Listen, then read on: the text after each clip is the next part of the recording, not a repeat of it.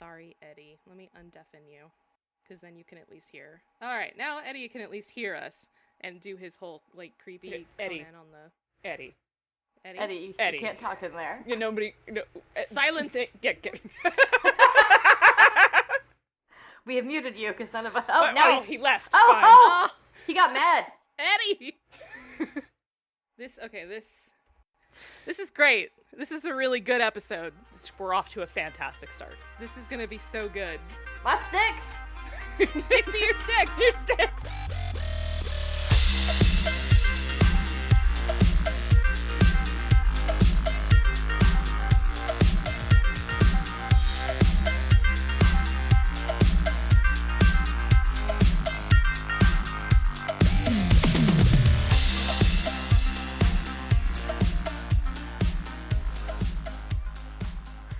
I've got 5 mozzarella sticks waiting to be fried. Oh, you do the actual frying, huh? Well, we have an air fryer, so if we get fried food and we want to heat it back up, we put it in the air fryer so it doesn't get soggy. That's a pro move. We only recently discovered the air fryer had that capability like a year ago. Because we kept being like, man, I wish French fries were still good after like they returned to their original state. And then we just started air frying them like, oh, these are even better. Yeah, exactly. So the other day we ordered pizza and mozzarella sticks and garlic bread. And I fully knew we weren't going to eat all of it because it was too much food. But I was like, these mozzarella sticks are for a different day. I'll just heat them up in the air fryer. Excellent. So Eddie says he can't get into Cast on his phone. He was going to jump in and explain over Discord, but we, muted him immediately. Well, all the other people in there could hear him, but we couldn't hear him. Yeah, I'm sorry, Eddie. Even though you aren't currently in the chat and can't hear me. Hopefully Eddie's being locked out of his house will be resolved soon, and then we will have a full house of guests. We actually can't have more than 4 people in a cast room at a time. Oh, someone left. They're like, no, Eddie, fuck this. Disconnected. I'm here for Eddie. I want that Pug Steady content. Yeah. All right. Well. Oh, they're back. Never mind. Oh, okay. They got it. You know, it's fine if there's no Eddie. I'll be okay if there's no Eddie. I'll be so sad. No, I mean, I won't. Personally, I'm heartbroken. Because I don't think I've ever interacted with Eddie in any sort of meaningful way. Is this meaningful? Yes. It's like voice to voice. We're having a conversation. Doesn't mean it's meaningful. I have conversations with people all the time. I thought this meant something. I'm just saying. I don't have a meaningful conversation with, the CVS clerk. Today we learned that we mean nothing to Dixie. That's cold. It's cold, but I understand. Welcome to Bonus Experience. Yeah, welcome to Bonus Experience. This is a podcast with a deeper look at the play experience and the finer details of running and writing games. Here I am. I've been here the whole time. You were just like, yeah, welcome to Bonus Experience. It was amping up. I was reaching a crescendo. Oh, okay. Or I was just not looking at my mic. You decide. Oh, one of those. Where did we... we are queer women speaking with authority about games. Yes, we swear. Die mad about it. Die mad about it. Die mad about it. Thank you. We have special guests. Eddie is only here in spirit. Eddie is trapped outside of his house. Eddie doesn't get to defend himself. We're going to make up a whole bunch of stuff about Eddie. It's going to be nice things, though. It's not going to, Here's some facts about Eddie. Eddie's made of candy. Eddie is 4 pugs in a trench coat. It's true. Eddie can fly. Eddie can tunnel underground at 35 miles per hour. And that's why Eddie can't be here today. Neither of these things can help Eddie get back in his house. No. Also, according to some conspiracy theorists on the internet, Eddie owns the RPG industry. Eddie owns the entire RPG industry, yes. Especially Drive-Thru RPG and also Modifius, both of whom we should fire. We were so lucky to have him even agree to be on our show, as he is the king of role-playing games. Eddie is immune to the venom of the murder moth. It's true, H. That's true. Eddie's the only thing that can permanently kill a Tarisk. Eddie is a sidereal. Eddie is a sidereal, which is why we're having trouble remembering if we've ever met him before. Who's Eddie? I don't know. What are we talking about? I have no idea. Today we have Dixie Hi. of some fame. I was about to be like, Dixie last name, and I was like, Cyanide's not her last name. Dixie of also co-owning Drive-Thru RPG. Yes, Dixie also owns all of the role-playing games that Right. you have ever heard of. That's not true. Dixie! Hi! Here are some As facts if about they haven't Dixie. been listening to me for the past 25 minutes. Dixie, why don't you tell them true things about yourself? I'm Dixie Cochran. I work for Onyx Path Publishing. I'm a full-time freelancer. I am in charge of the editing department, so don't come to me about typos, because I don't care once the book is published. And I am the in-house developer for Chronicles of Darkness and Exalted, which means I'm mostly a project manager more than like a line manager. So I'm sure y'all have heard of, Eric and Vance. They are in charge of Exalted. Yeah. I am just the person that pays them. That's all. That's all. I do other things too. Eric and Vance are important to you. Like, and make you sure other are people get important paid. to That's them. very important. Yes. Yeah. So that is what I do in the industry. I have also edited for a few other companies, and I have recently begun writing on RPGs. So I've written on a few things, all for Onyx Path so far, but across our lines. So hopefully I will expand out at some point, but this time in the year 2020, I'm not being too ambitious. Oh, okay. mostly hanging out. 2020 can smell your fear. But why are you here? We were originally here because we have beef with y'all. What? I hear that you're not vampire fans. How did I would give you that idea? I hear that you're not fans of Masquerade or Requiem. Well, listen. Listen. In my defense, I have nothing to defend myself. You're right. I'm not a big fan of vampire. Like, you're not haters, but you're not fans. Nah. yes. I mean, if you had caught me like maybe 15 years ago, I might have like filed myself under hater.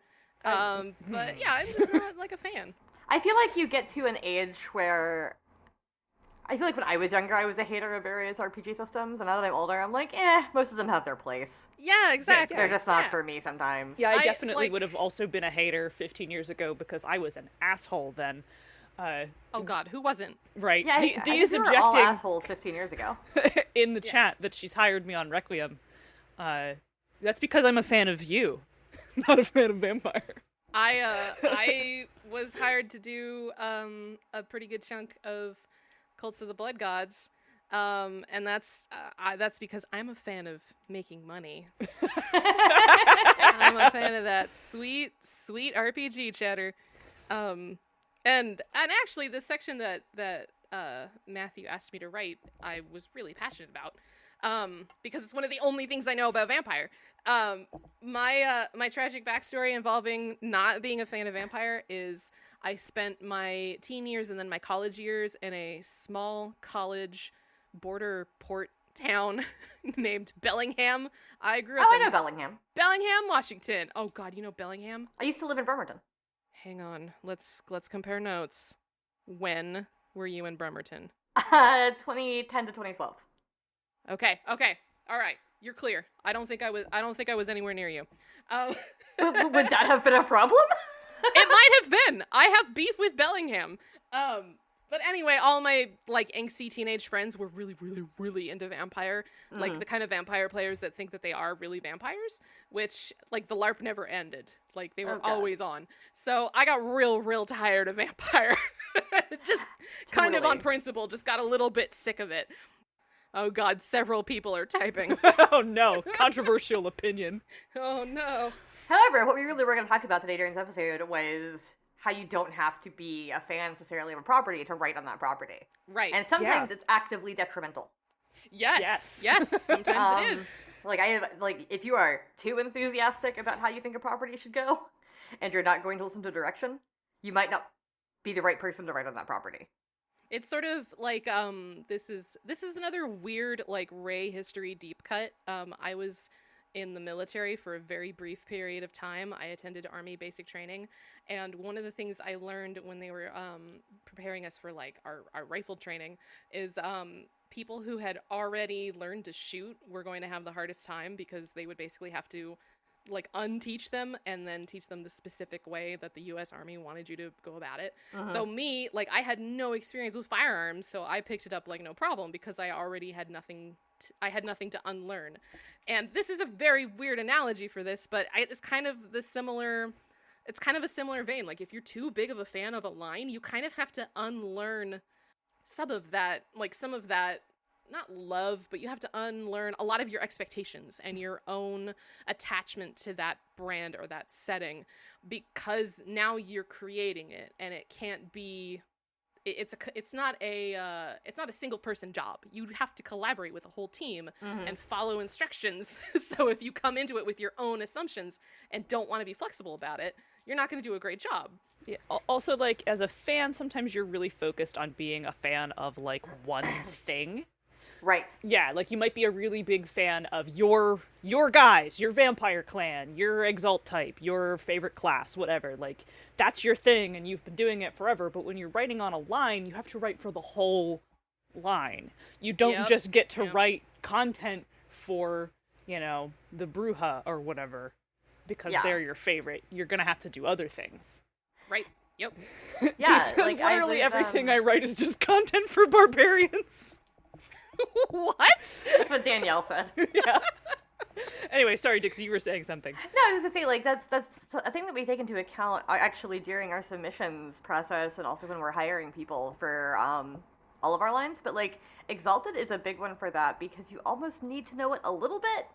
But we've actually moved away from that recently. Because if, you know, we're hiring people that are good writers regardless, then they're going to do their research and they're going to learn what everything's about. I think it's been touchy for a while because Exalted does have such a long history. So we were, like, for a long time, we were very focused on, like, you have to kind of know Exalted to work on Exalted. But we are trying to move away from that a little bit because we're not getting fresh voices that way. Yeah, you're getting a lot of the same. I mean, sorry, I'm not in a position of authority over the Exalted line, but yeah, Well, no, Exalted but, like, has, like, not only that history, but that huge setting, like an enormous, like, setting Bible basically for Exalted, and it can be kind of intimidating for really anyone new to the line. Yeah. But yeah, so you're into that problem. Like, I mean, come on, go on Twitter and look at people talking about, like, Star Wars. Are you gonna let them write a Star Wars movie? Because I'm not. No. And so, yeah, like, if you're passionate about a line, great, but you've got to be passionate about it, but also flexible. Right, and exactly. willing to write things that maybe aren't your favorite thing. Like, I wrote some vampires for one of the V5, like, stretch goal books. And they were not, like, the vampires I would play. You know, they weren't characters that, like, I was super, like, I am making my OC right now. Because I was writing them for other people to use. Yeah. And so if I made them all something that was attractive to me, that would be weird. Because then they would all be, like, some variation on a couple of themes that I tend to like to play. But instead, they are very different from characters I play, because I'm not so attached to Vampire that I have to write down all of my OC characters. Right. I, on the other hand, am going to insert every one of my OCs into Exalted Essence. I hope that's okay. You'll never know later. We can talk which later, ones I made up and which ones are actually mine. Sorry. I'm laughing because I also know what the whole manuscript looks like. Don't say anything. So, like, I've been a really big fan of Exalted for a long time, but when I got hired to work on 3rd edition, I had not touched it for, I don't know, 8 years. I think I got hired to work on it in 2016, 2017. It was, like, right around when they were wrapping up Arms of the Chosen. Mm-hmm. Then, because that was the first thing I worked on. And I did some quick fiction for that. And then I think I had hardcore burned out and then flamed out of the fandom, which I will admit in public right now, in, like, 2010? When the fuck did Return of the Scarlet Empress came out? Because that's when I was like, I'm done! God, I don't know. Yeah. I don't fucking know. I remember Return of the Scarlet Empress came out and I was like, Yeah, that was the point. Dreams was good. Shards was good. Yeah, Dreams Kind and of lost the thread after that. Dreams These was are my good. hot Exalted takes. Shards was good. We're good. That's it. I don't like everything else after that. I was like, fuck this. So, yeah. And there were other things that were going on at the time, which I'm not going to discuss on air. But like that was it for me, and I was like, forget it. I'm done. I'm never playing this game again. Table flip. I'm out. And I was like, I'm done with it. I'm putting it away. I'm never going back to it again. So I had taken a nice long 5 to 8 year break before I got hired to be back on the line. And at that point, I had been like really into other games.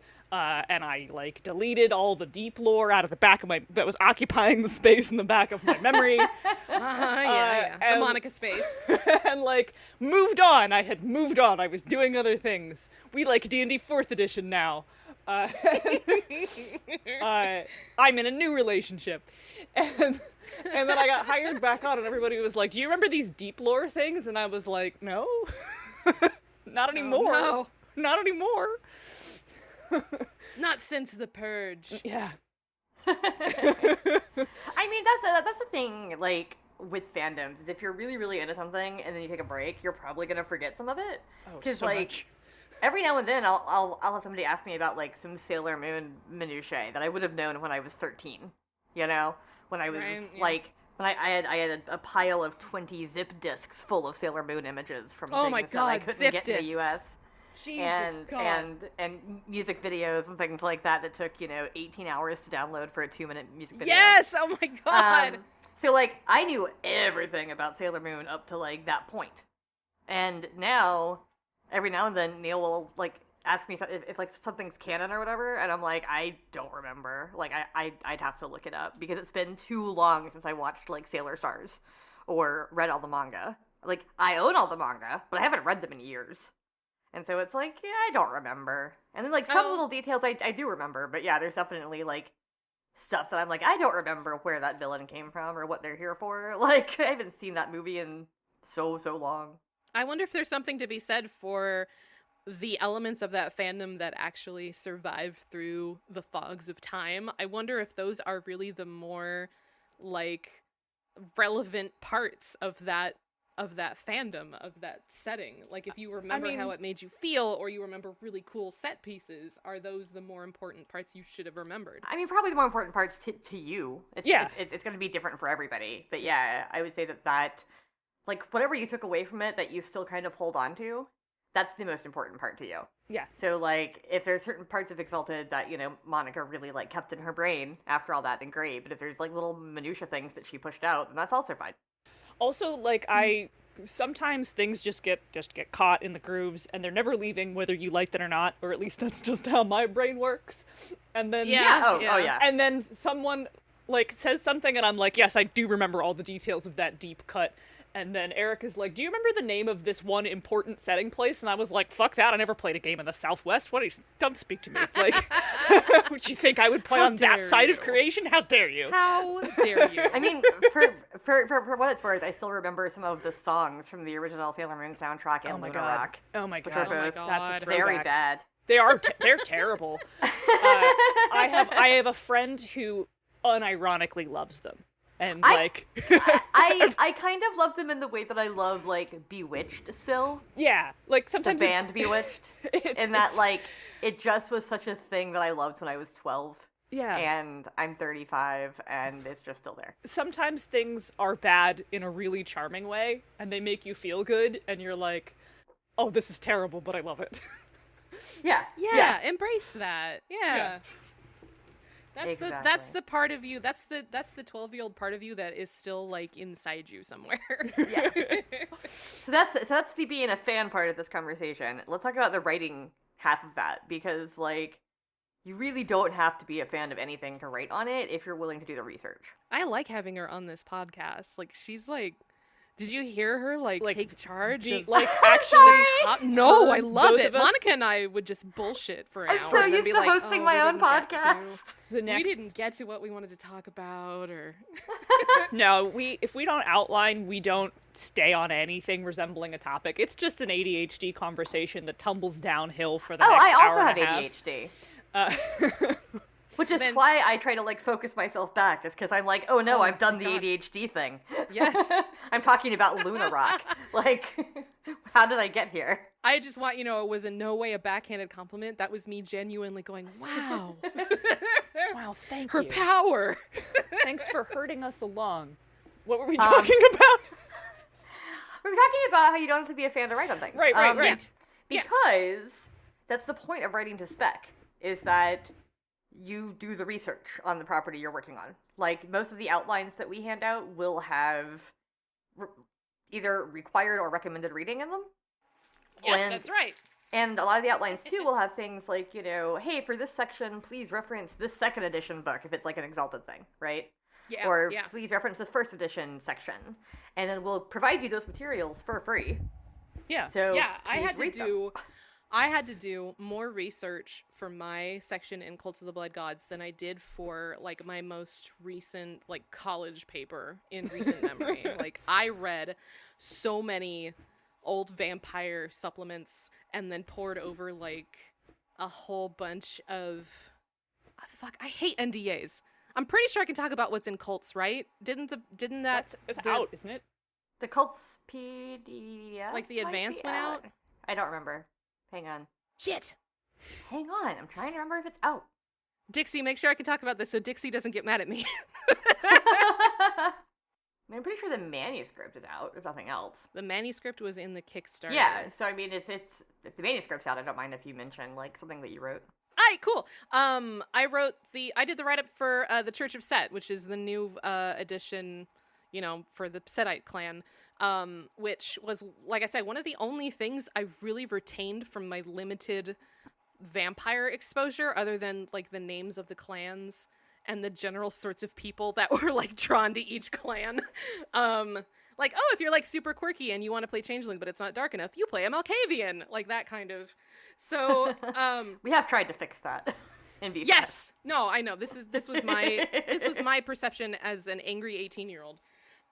So, yeah, I got to write about the Church of Set, which meant I needed to do, like, some deep dives into Egyptian mythology and also do a lot of reading on, like mystery cults, and also get up to speed on what the lore was for the clan of Set, which, like, I only knew was like, oh right, they're the bad guys, right? And then I read up I read on their whole clan book and shit, and they're dope as fuck. They're now my favorites, which is probably because I spent so much time writing for them. But I had to do a lot of research to make sure that I would do a good job, which is, what we were talking about just now, I'm pretty sure. Yeah, I mean, that's the thing, though, is that you really don't have to be a fan of something. Like, I've edited for Star Wars, for Fantasy Flight, right? I've, like, edited a couple of Star Wars books, including their Allies and Adversaries book, which is all about canon characters. It's, like, statting up, Yoda and stuff.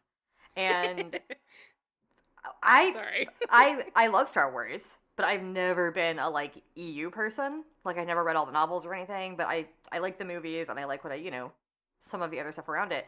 But I spent a lot of time on Wikipedia, like, while I was working on this, because I was like, did they spell this right? I'm gonna go check Wikipedia, because they have thousands of people editing it, Yeah, the White Wolf Wiki was honestly, like, a boon to me, just to Thanks, be like, okay, ENAA where Watson. was this mentioned? What was this said about? Oh, Yeah. look at all the little emoji. Oh, there's a literal vampire.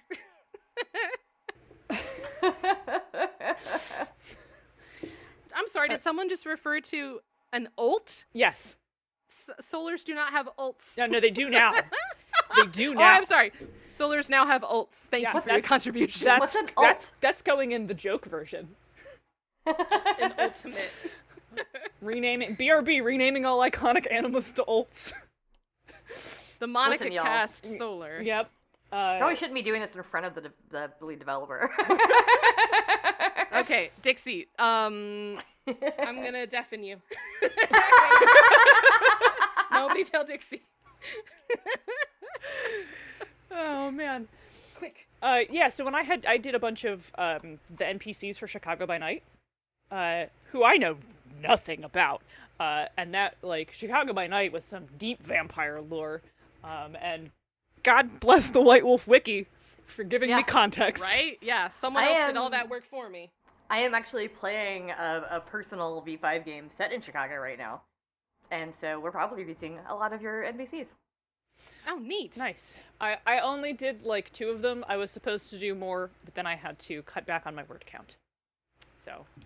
We've mentioned this in another server, but I'd really like to see a vampire setting like in a smallish town as opposed to like an urban sprawl. Yeah. Like specifically, I'd love to see it take place in Bellingham, Washington. There are some smaller towns represented in Let the Streets Run Red. The Chicago supplement. Yeah, I know that like part of it takes place in Gary, Indiana.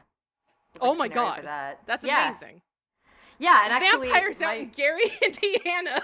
My Chicago game has taken us to Gary a couple of times because that's awesome. It's like an hour south of Chicago, and we had to go there to find some asshole vampires who tried to kill us.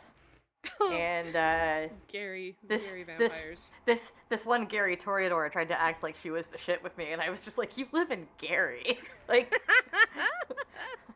Like, what the hell? Boy. And yes, it has been a historical core book vampire setting. Yeah, I actually did a bunch of work on the characters who were in Gary. That was what I was working on. Yep. Well, I'm going to go ahead and just make my own Bellingham supplement. Maybe I can put that on the vault or something. I don't know. Hey, go for it. I'll name the SIGs after all of the mean kids in high school. Right, you can't make community content for something you're not a fan of. God. Oh, but fuck, you can. I forgot. That's right. But you can. Except you can. Except that you can, yeah. No, it's not 3 it's like 10% of Bellingham is vampire, if my high school experience is to be trusted.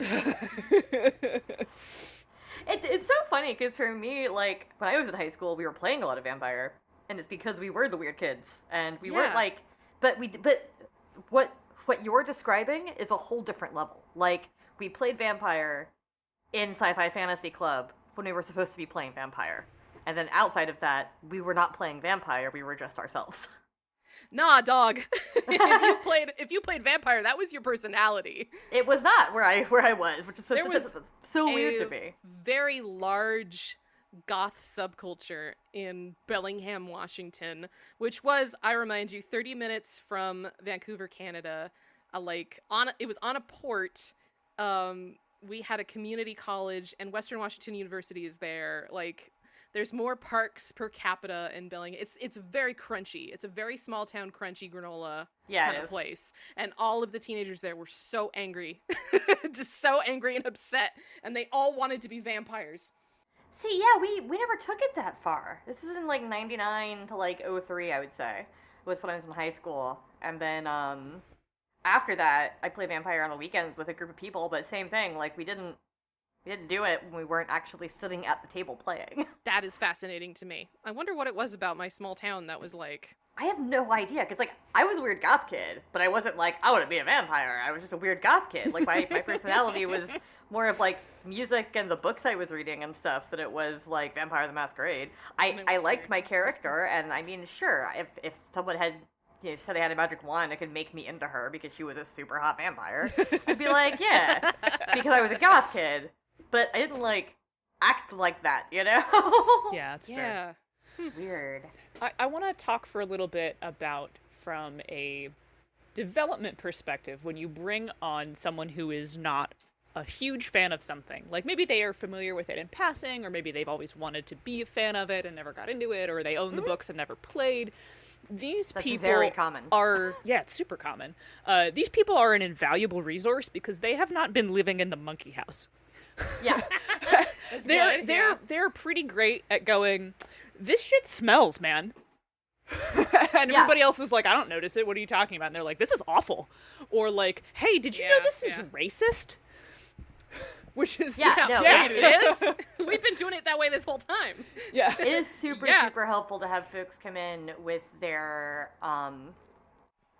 uncolored opinions, I would say, or their personal reads on it that haven't been kind of twisted by the fandom, as it were. Or the inertia of like, well, this is how we've always done it, and not it's very easy to not think about that critically, especially if you've been engaging with it on your own time, and sometimes there's things that are maybe not great about a game that aren't necessarily like racist, maybe just a mechanic's not that well written or whatever, that like you've been house ruling in your own game for so long you forgot the original version sucks.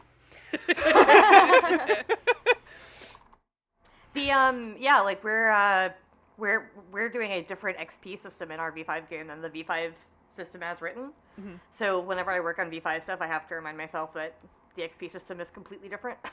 Yeah, one of the things that I house rule in a lot of games is teamwork. And then I go to write powers for a game, and I'm like, wait a second.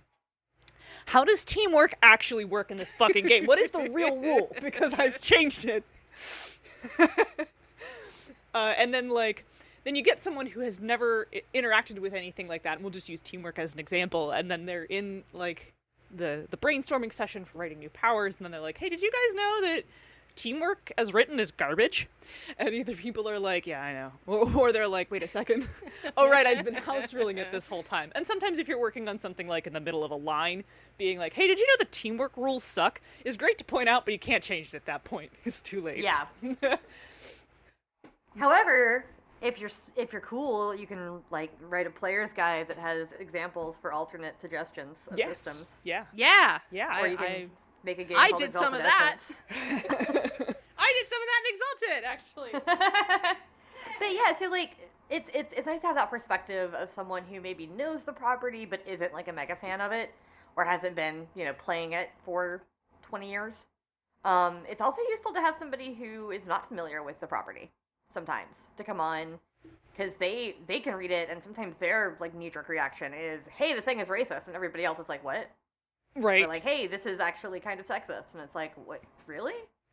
Like, I never noticed that before. Crap, you're right, like, it is. And like, I'm usually really good about noticing that kind of stuff. Right. So the fact that I missed it is revelatory. I'm like, thank you, brand new person. Yeah. I had something to say, and then it just evaporated right out of my brain. Oh, we actually have like pertinent questions coming Oh yeah, in. hey, okay. They're not just making jokes about my name. What's up? Alex asks, how do you balance not being enmeshed within a system in the case of D&D 5e or Vampire in this case, when being on a writing project? Does the research include resources that help with learning the systems in and outs, or is it just surfing the web and community?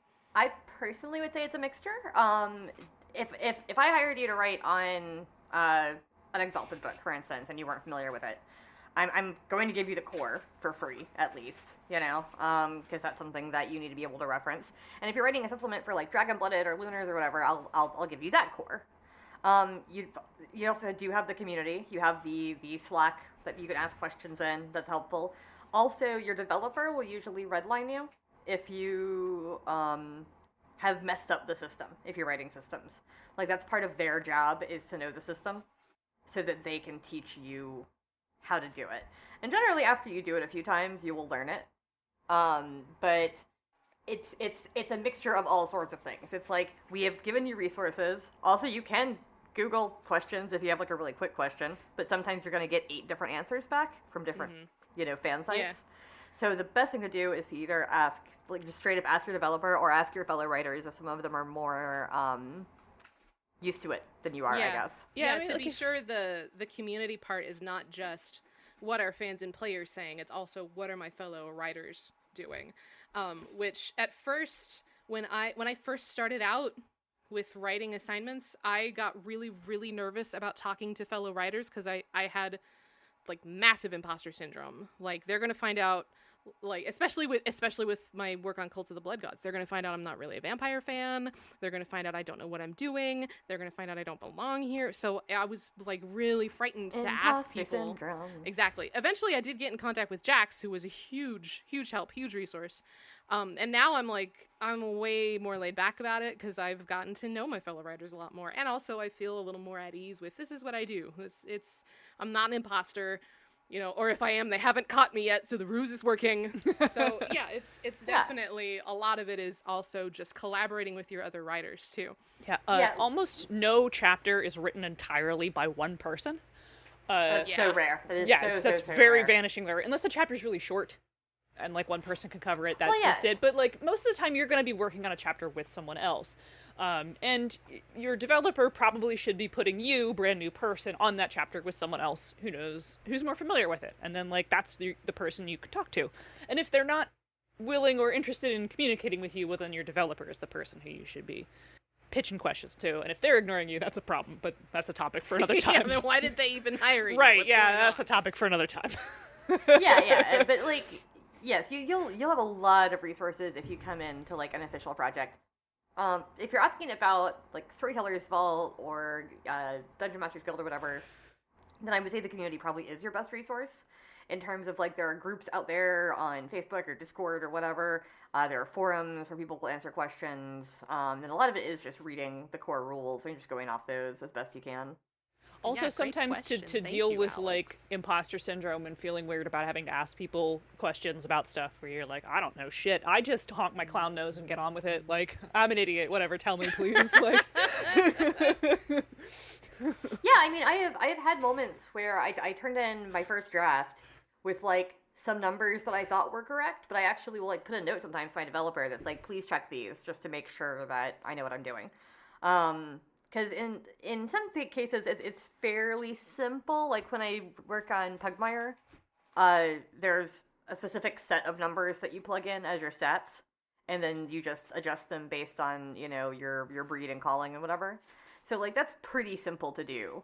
But when I'm doing stuff for StoryPath games, I'm not as intuitively used to like getting it right. So I'll ask Matthew or Monica or whoever my dev is on that project, like, hey, please look at this. Like I think I did this right, but I'm not sure. yeah, I get super chatty in my comments. that is a when fine I'm, note like, to leave. I leave those notes too. I'm like, I think this number is right, but I might be wrong. Danielle, tell me if I'm right. That's actually one of the funny things about this industry, and we're totally like kind of off topic right now. I don't care. Is that we all work for each other sometimes. Yeah. So like Monica's my boss on some projects, and I'm her boss on some projects, and I'm Ray's boss on some things, and if Ray starts developing, Ray could be my boss on something someday. And that's just an interesting thing about the industry, is that like we are all each other's bosses and trying to like I try to be really good about like deferring to my developer when I'm working as a freelancer. Like when I'm a freelancer, I am no longer Dixie the in-house developer. I am Dixie the writer. And if I screw up, then I screwed up like a writer, and you should treat me like a writer. You shouldn't be like I don't ever want anybody to kiss my ass when it comes to my writing because I have this quote unquote supposed power. Because that's not what's happening in that moment. Generally, when I'm freelance writing, I have like popped I am doing it in my off time. I'm not doing it while I'm working for Onyx Path. So yeah. just different hats I have to put on, which is interesting because there's been times when I needed to address like the Scion Slack, for instance, as an in-house person for Onyx Path, and I had to kind of like come in and be like, okay, I'm gonna put this hat on, gonna type my thing, and now I'm just a writer again. Because in the Scion Slack, I'm not in charge, because that's one of Eddie's projects, and then, Neil is the lead dev, and all I've done is written on one book. So, like, and edited 2 of them, I guess. But, like, I'm not in charge of Scion at all. So it's like, I'm gonna go back to being little tiny me now, but word from Onyx Path says, okay, It's I'm sort Dixie of, again. it's almost in a sense like a leaderless organization where we all just kind of take turns being in charge of certain concepts. Like Monica is kind of in charge of this right now, but over here she's not in charge. That's D. And it's at first I did consider it like, oh my gosh, that's my boss. I have to be really careful and blah, blah, blah. But the more I got to know everyone, and also to like, you know, get to know the fact that none of them are going to be like fucking cruel to me. I also know that like they aren't bosses full time. Some of them aren't bosses sometimes, which kind of takes like the intimidation out of that. Yeah, we are kind of a co-op. Also, a lot of us are friends, which is a different thing because like there have been times when I've had to go to a freelancer who I am friends with, who I hang out with, like outside of work, and I, you know, have to go to them and be like, okay, your project's very late. I'm not mad at you. But yeah, we need to figure out a way forward. Diaz had to have that come to Jesus with me even on a project. Like, okay, listen, you're very late. I'm not mad. I'm just disappointed. We need to talk about this. and we can still, like, she's still in my fucking, like, server right now. Like, she's still on my podcast all the time. You work past it. You own up. You fix the problem, and maybe you never work on a D project again because, you know, whatever. It's not personal. I'm not taking it personally. I'm sorry, D. I'm sorry. I dropped the ball hardcore on something for Monica recently, and it was partially just because of my own mental health issues, and partially because I literally forgot about it while I was getting medicated and stuff. And I got this email, and the email was just like, you got 48 hours to turn this in. And I was like, I'm going to do it this weekend.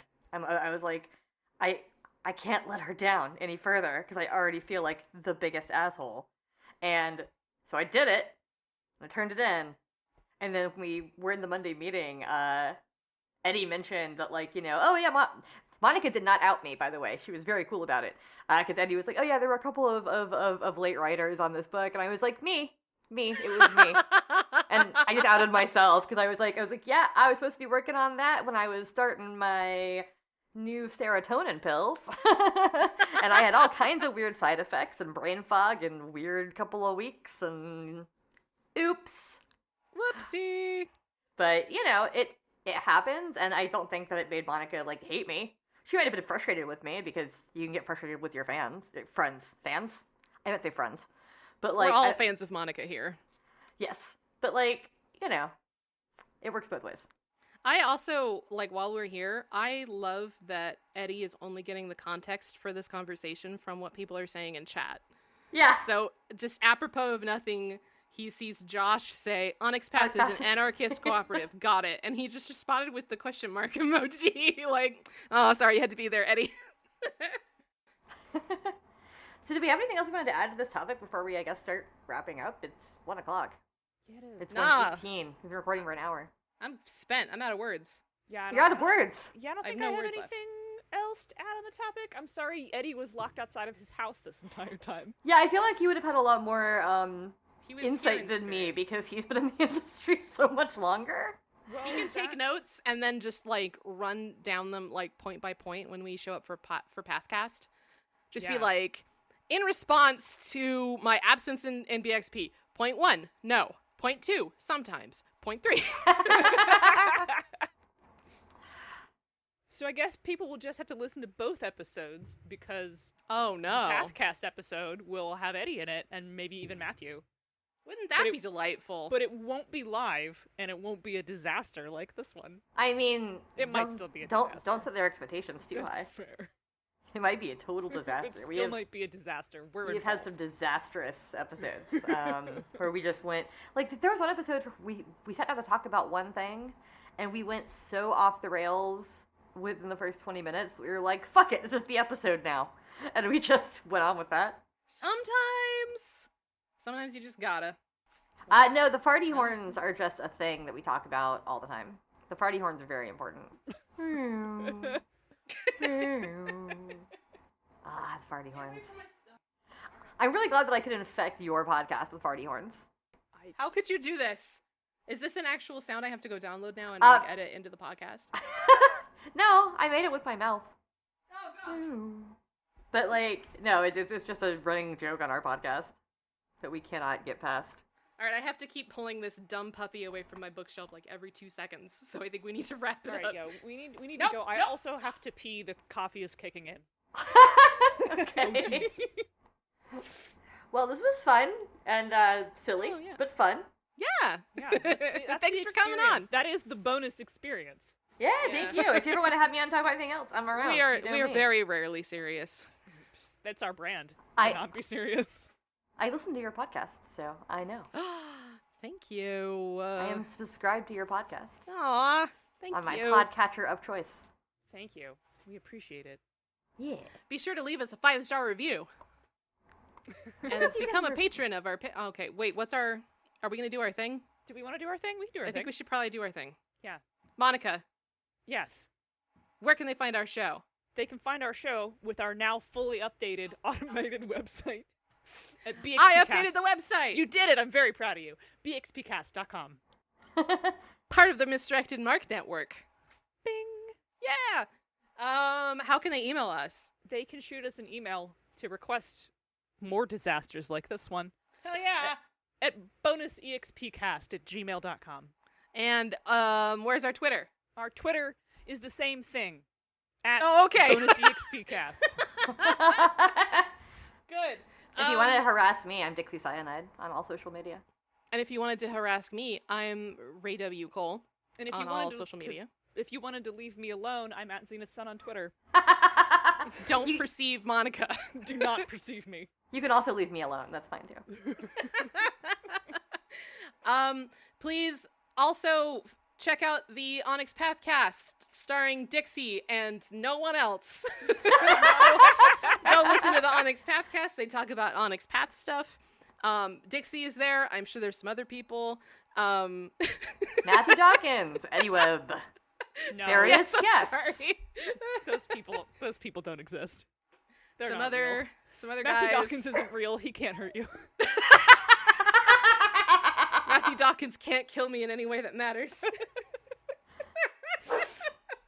Oh, bye, Bruce. Okay, see. Okay, he's All gone. right, we gotta go. All right, bye, Bruce. Bye, Bruce. All right, bye, everyone. Love you. All right. That was weird. That was kind of a weird energy. Everybody get out. Everybody get out. All right, I'm going. Get out of Change here. it if I you got want things to. do. I should pee. Come on.